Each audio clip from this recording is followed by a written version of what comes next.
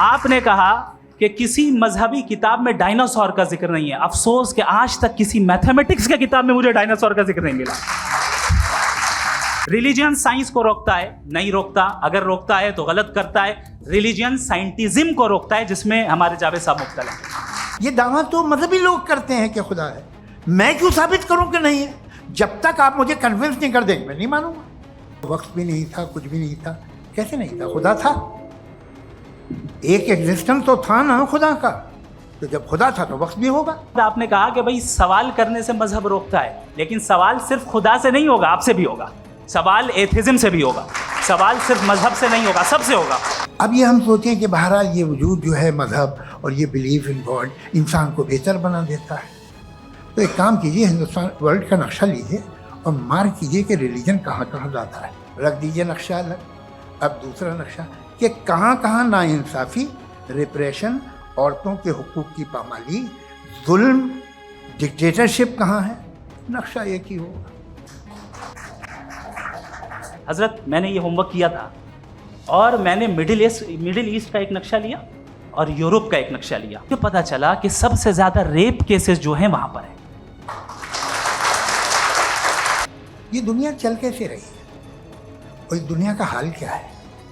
45,000 बच्चे जो 10 साल की उम्र से कम थे वो गाजा में मरे हैं।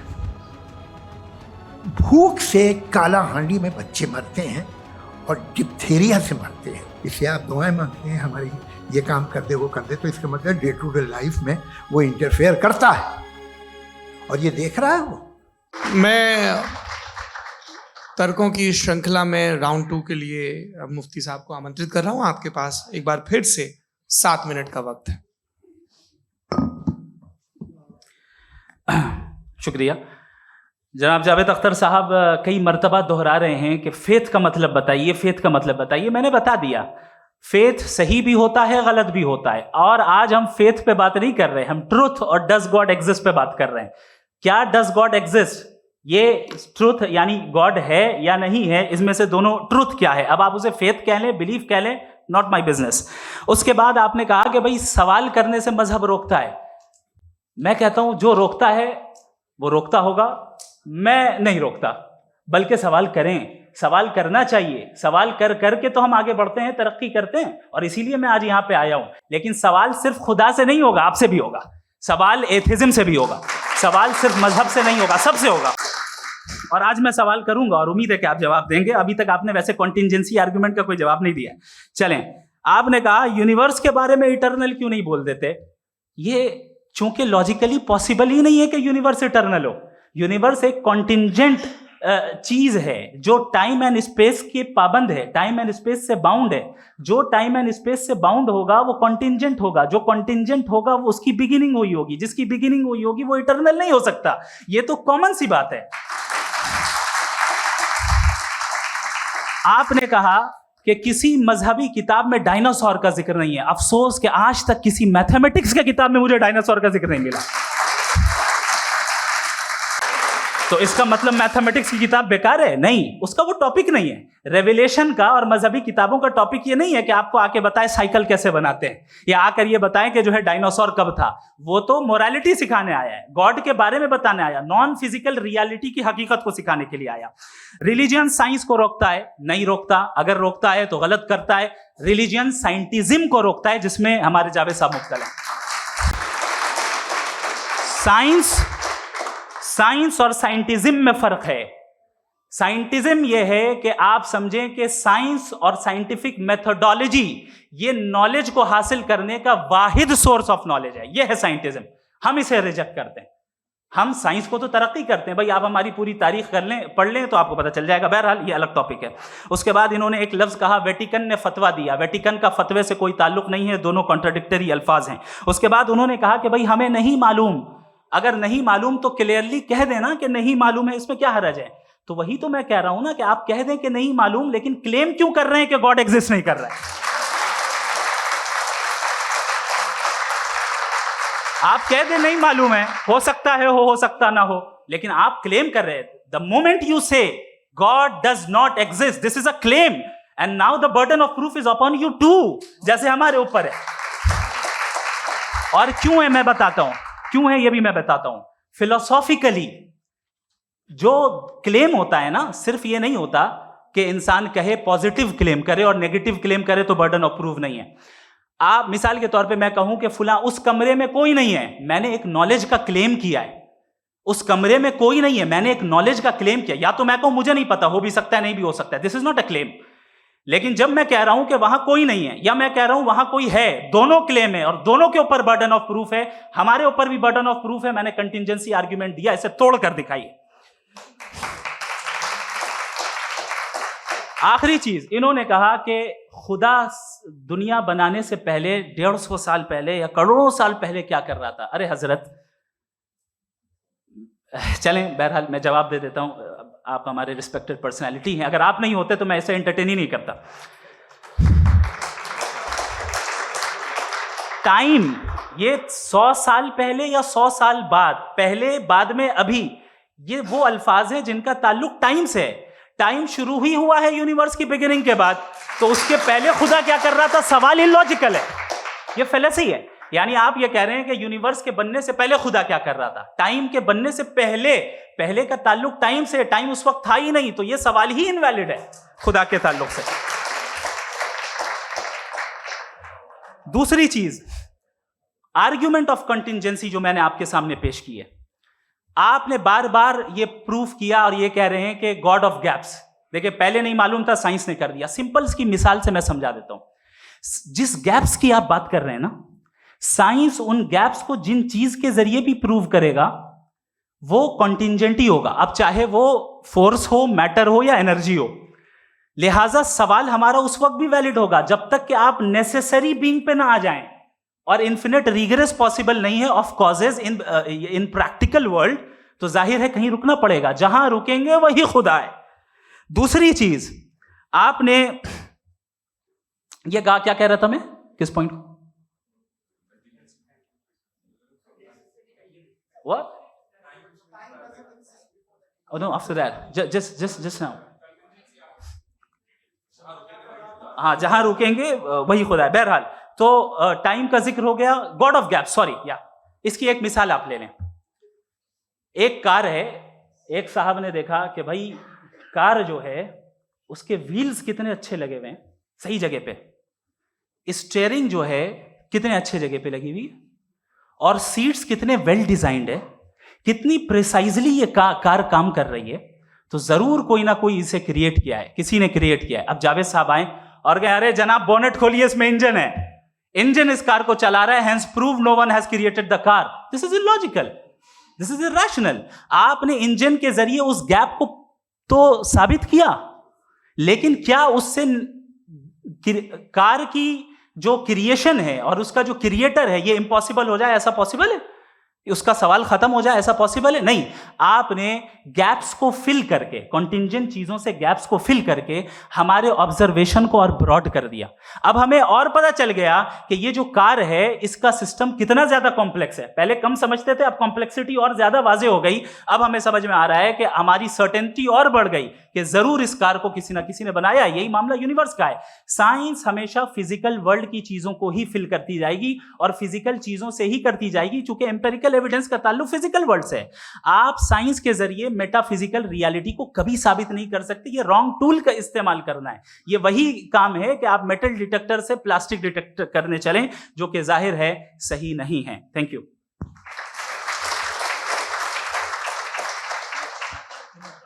जी, ये आर्ग्यूमेंट का राउंड 2 है। हाँ। 7 मिनट है। पहले तो मैं आपसे अर्ज करूं कि आपने कहा कि जब कायनात ही नहीं थी तो वक्त भी नहीं था, कुछ भी नहीं था। कैसे नहीं था? खुदा था, एक एग्जिस्टेंस तो था ना खुदा का। तो जब खुदा था तो वक्त भी होगा। ऐसा नहीं है कि कुछ भी नहीं था, खुदा था। अच्छा, बाकी ये कि आपने कहा साहब आप साबित कीजिए, आपके पास भी लॉजिक है या मेरे पास भी लॉजिक है। आप मेरा जिम्मेदारी नहीं है साबित करना कि खुदा है। बर्टन रसल ने बड़ी अच्छी बात कही। बर्टन रसल ने बड़ी अच्छी बात कही। मैं आपसे अगर ये दावा करूं कि एक चाय की केतली मरीख के चारों तरफ घूम रही है, मार्स के चारों तरफ, तो ये आपका काम नहीं है कि आप साबित करें कि कोई चाय की केतली नहीं है। ये मेरा काम है, मैंने दावा किया है। ये दावा तो मजहबी लोग करते हैं कि खुदा है, मैं क्यों साबित करूं कि नहीं है? जब तक आप मुझे कन्विंस नहीं कर देंगे मैं नहीं मानूंगा। आपकी जिम्मेदारी है, मेरी जिम्मेदारी नहीं है। दोयम ये कि ये जो आप कह रहे हैं, जो गैप्स हैं, ये गैप जब जब किसी मजहब को चैलेंज करते हैं, जब ऐसा कोई बात आती है तो हंगामा हो जाता है कि जब वो चैलेंज करें किसी फेथ को।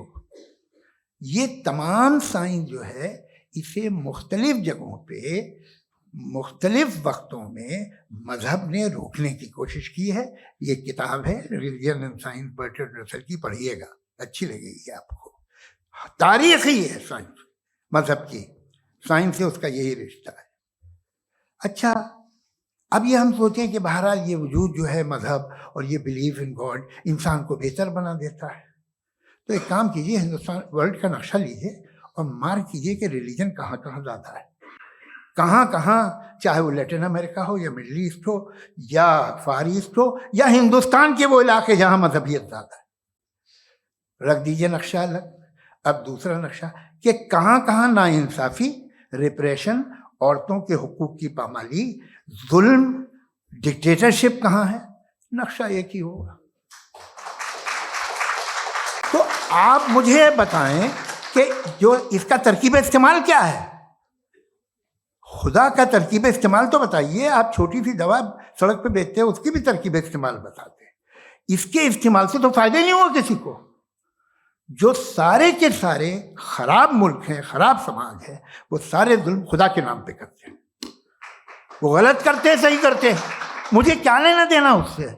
इस्तेमाल से मालूम होता ना। एक विस्की की बोतल कभी शायद देखी हो आपने, लाल रंग की होती है, उस पर रोशनी और छिपड़ा इंतहाई खूबसूरत लगती है, क्या बिगाड़ रही है किसी का? उसका इस्तेमाल गलत है, इसलिए आप उसे नापसंद करते हैं।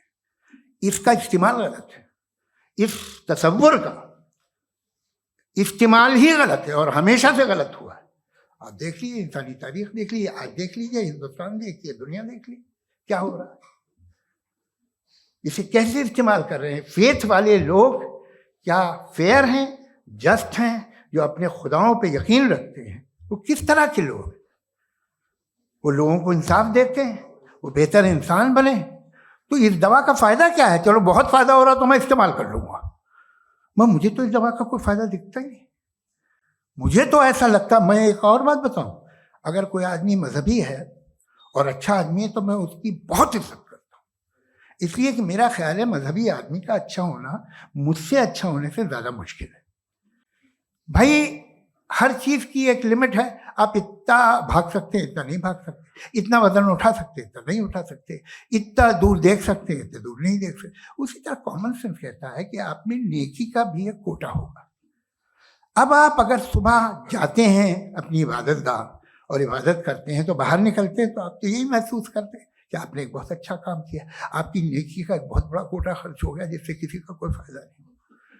मैं तो नहीं जाता हूँ तो मुझे तो किसी को खाना खिलाना पड़ेगा, किसी बेवा की मदद करनी पड़ेगी। मैं अपना कोटा कैसे कंज्यूम करूँ?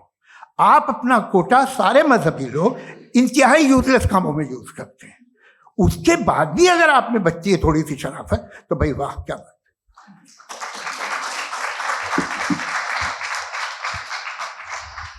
एक तो मुझे ये बात बहुत अच्छी लग रही है कि दोनों ही विद्वान समय को मानते हैं और बहुत समय से अपनी दलीलें और बाज़ दफ़ा समय से पहले अपनी तकरीरें पूरी करके अपनी अपनी कुर्सी पर बैठ रहे हैं। ये इस आर्ग्यूमेंट का राउंड 2 पूरा हुआ। अब रिबटल का राउंड 2 है और उसके बाद क्रॉस एग्जामिनेशन होगा। नहीं, आपका आर्ग्यूमेंट हो गया सर। हमारे यहाँ स्कूल के सिलेबस में पंच परमेश्वर कहानी पढ़ाई जाती है, प्रेमचंद जी की लिखी हुई। आप निश्चिंत रहिए, आपके कोई राउंड में मिस नहीं होने दूंगा। रिबटल का राउंड 2 मुफ्ती शमाइल नदवी साहब।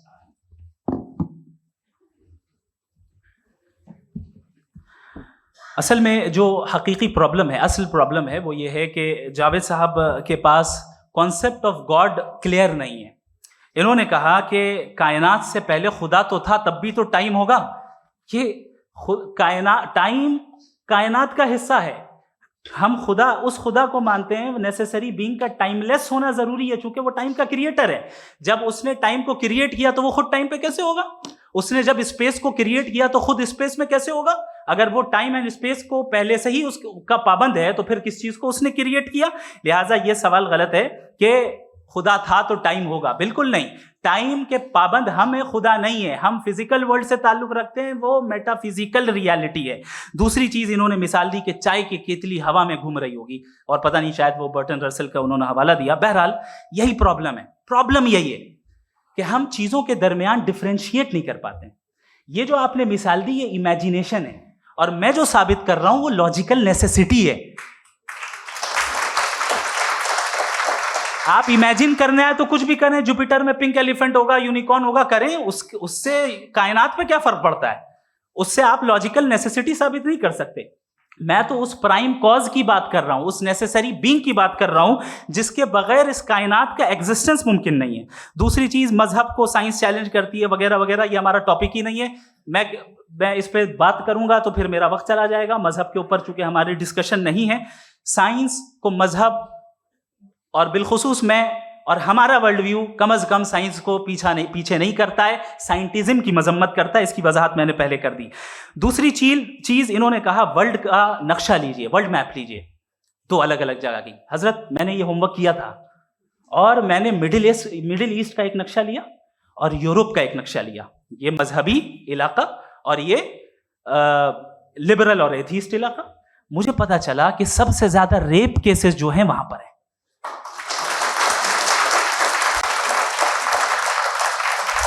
मुझे ये पता चला यूएन की रिपोर्ट के मुताबिक, मैं ये अपने घर से नहीं लेके आ रहा, कि जो वर्किंग वुमेन है यूरोपियन कंट्रीज में, उसमें 81% वुमेन सेक्सुअल हैरेसमेंट का वर्क में शुमार हो रही है। ये मिडिल ईस्ट में नहीं हो रहा है, वो मजहबी लोग हैं इसलिए नहीं हो रहा है।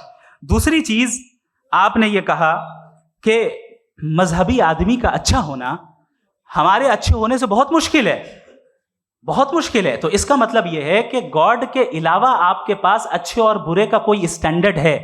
मैं चाहूंगा कि कन्वर्सेशनल स्टाइल वाले डिस्कशन और सेगमेंट पे इसी पे बात कर लेते हैं। Thank you very much.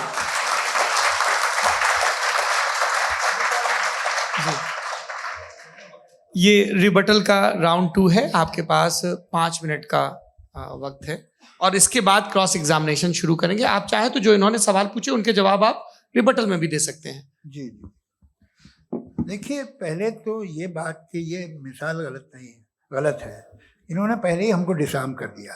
कह लिया अकल से मामला सॉल्व नहीं हो सकता, लॉजिक से आप पहुंच नहीं सकते। ये एक मेटाफिजिकल चीज़ है। मेटाफिजिकल अजीब सा लफ्ज़ है, ठीक से किसी को माने नहीं मालूम इसके, तो ऐसा लगता है कुछ बड़ी चीज़ है। अरे भाई, क्या होता है मेटाफिजिकल, बताओ, खड़ी हो। ये एक लफ्ज़ है जो कहीं भी इस्तेमाल हो जाता है। जब आप एक बात कर रहे हैं और आप मुझसे बहस कर रहे हैं तो मुझे मेटाफिजिकल मत बताइए, आप लॉजिकली मुझे प्रूफ किए। और अगर लॉजिकली आप नहीं बात करते साहब ये मेटाफिजिकल है, तो फिर हम आप बात क्या कर रहे हैं? मेरा आपका किस ज़बान में कॉन्वर्सेशन होगा? और ये कहना कि वक्त पहले नहीं था, तो फिर क्यों कहते हैं ये हमेशा से और हमेशा रहेगा? हमेशा वक्त है, तो आप कैसे कहते हैं वो हमेशा से है और हमेशा रहेगा? हमेशा का मतलब है कोई वक्त, अगर वक्त ही नहीं है तो हमेशा कैसे? बाहर वो रहेगा। अब मैं ये देखता हूँ, आपने कहा ना कि वहाँ रेप ज़्यादा होते हैं, तो हम एक बात देखते हैं कि ये दुनिया जिस पे वो कादर मुतलक है, जिसकी मर्जी के बगैर पत्ता भी नहीं हिलता, ओमनीपोटेंट है, ये दुनिया चल कैसे रही है? और इस दुनिया का हाल क्या है?